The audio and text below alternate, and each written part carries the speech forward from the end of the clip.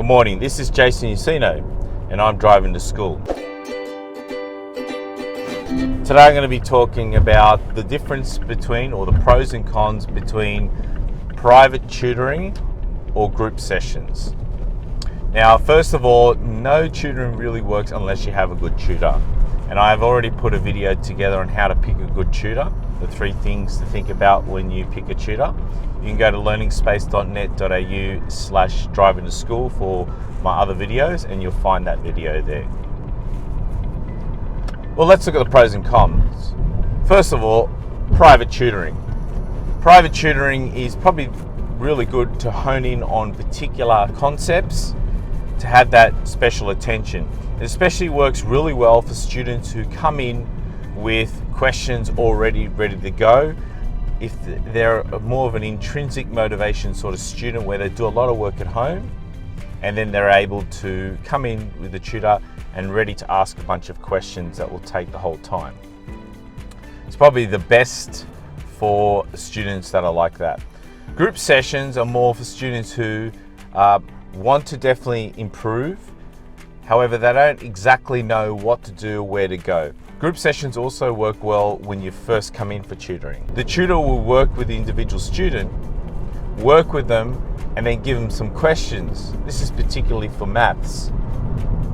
And then what will happen is this tutor will walk away. Now that's a powerful little technique because the student will make all the mistakes that they would in an exam, and then when the tutor comes back, their mistakes will be corrected. Rather than looking over the shoulder of the student and say, stop there, that's wrong, stop there, that's wrong. It's more effective if the student does the entire thing, makes all the mistakes that they would, and then be corrected. We find that that's a little bit more powerful than being stopped in the tracks when they make a mistake. So group sessions work really well for things like that.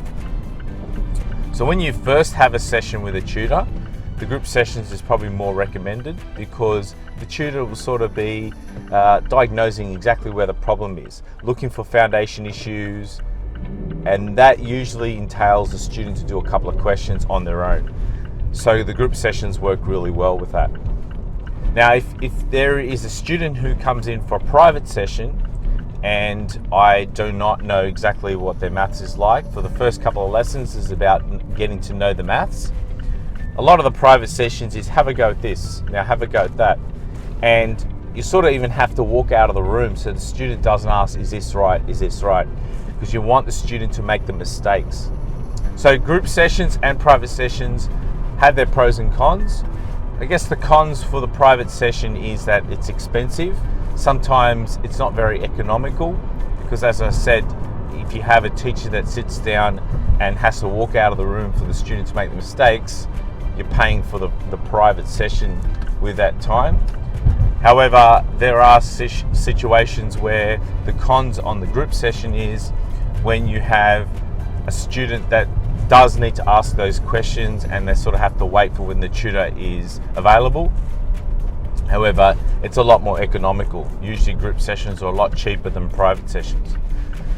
So the best thing to do, I guess, is to go somewhere where they offer both private and group sessions. My recommendation will be to do group sessions to get into a program of study. Do the group sessions each week, and that will get them into a rhythm or a habit of study. Then have the option of private sessions there. So if there's an exam that comes up or a topic they're having trouble with, you can book a private session whenever you need it. It's probably the best model, and it's the model that we do at Learning Space.